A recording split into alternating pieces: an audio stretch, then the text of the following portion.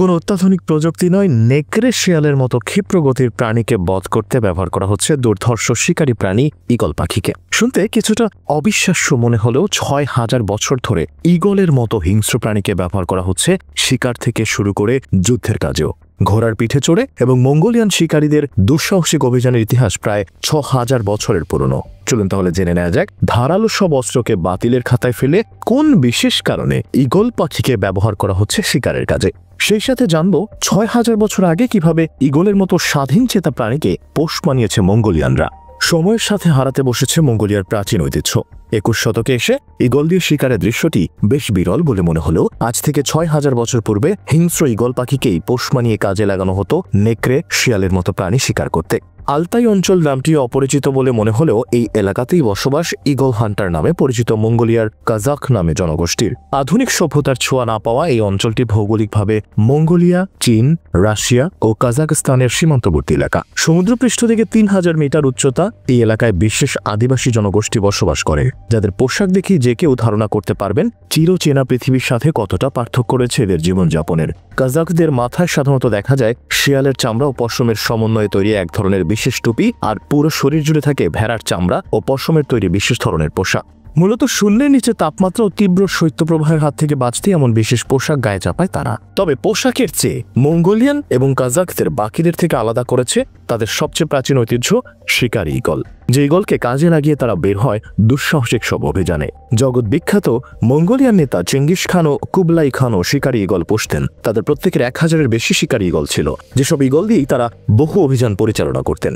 এমনকি এসব পোষা ঈগলকে ব্যবহার করা হতো যুদ্ধ ও অভিজাত্য ফুটিয়ে তোলার কাজে। মঙ্গোলিয়ানদের শিকারী ঈগলের স্মৃতিকথা ইতালির বিশিষ্ট পর্যটক মার্কো পোলো তার নথিতে উল্লেখ করেছেন। কাজাখ আদিবাসীরা মঙ্গোলিয়ার বায়ান আলিগি প্রদেশের সংখ্যাগরিষ্ঠ জনগোষ্ঠী। ১৮০০ শতকের মাঝামাঝিতে রাশিয়ান সাম্রাজ্যের পুলিশ সদস্যরা প্রথমবারের মতো এদের সন্ধান পায়। কিন্তু কোন বিশেষ কারণে স্বাধীনচেতা প্রাণী ঈগল দিয়ে শিকার করেন তারা? এই প্রশ্নটি হয়তো উকি দিচ্ছে অনেকের মনেই। পৃথিবীর সবচেয়ে দক্ষ শিকারী প্রাণীর তালিকায় ঈগলের নাম খুঁজে পাওয়া যায় প্রথম সারিতেই। বাতাসের বুক চিরে ছুটে গিয়ে ধারালো নখ আর তীক্ষ্ণ ঠোঁটের আঘাতে মুহূর্তের মাঝেই ঘায়েল করতে সক্ষম এই প্রাণীটি। ঈগলের এই আঘাতেও দ্বিতীয়বার উঠে দাঁড়ানোর শক্তি হারিয়ে ফেলে নেকড়ের মতো হিংস্র প্রাণীও। তবে শিকারের জন্য পুরুষ ঈগলের চেয়ে নারী ঈগল অধিক কার্যকরী। নারী ঈগল শুধু আগ্রাসী তা নয়, তারা মুনিবের নির্দেশনা অনুসরণ করে সঠিকভাবে এবং প্রতিপক্ষকে ঘায়েল করার ব্যাপারে পুরুষ ঈগলের চেয়ে ৩ গুণ অধিক পারদর্শী। তবে শিকার করার চাইতে হিংস্র এই পাখিকে পোষ মানানো সবচেয়ে বড় চ্যালেঞ্জ।